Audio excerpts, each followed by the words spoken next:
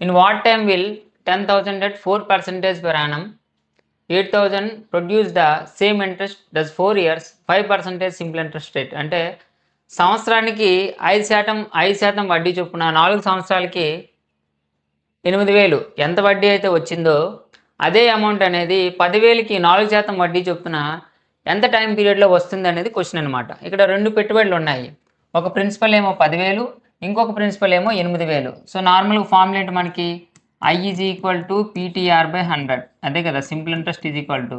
So మొదటి దాంట్లో principal ఎంత ఉందండి? 8,000. ఓకేనా? ఇంటూ టైం పీరియడ్ ఎంత?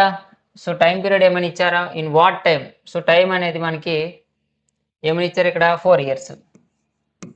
ఓకేనా? సో రేట్ ఆఫ్ ఇంట్రెస్ట్ ఎంత? 5% బై 100. ఓకేనా? ఈజ్ ఈక్వల్ టు ఇక్కడ ఏముంది? 10,000. ఓకేనా? 10,000 అనేది 4% రేట్ ఆఫ్ ఇంట్రెస్ట్, టైం పీరియడ్ని క్యాలిక్యులేట్ చేయాలి బై 100. ఓకేనా? టైం పీరియడ్ని క్యాలిక్యులేట్ చేయాలి. సో ఇక్కడ చూడండి, ఈ 3 zeros క్యాన్సిల్.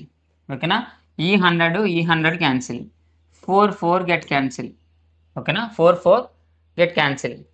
దెన్ టైం ఇక్కడ మళ్ళీ ఇంకేం క్యాన్సిల్ అవుతుంది చూడండి. 5 1s are 5 2s are, again 2 1s are 2 4s are. So time period ఏమవుతుందంటే 4 years.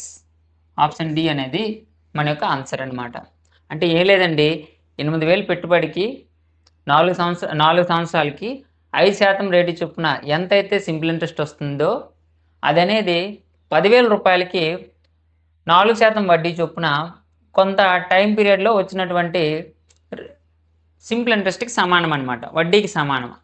ఆ టైం పీరియడ్ వాల్యూని ఇక్కడ ఎగ్జామినర్ కనుక్కోమని చెప్పారనమాట. ఓకేనా?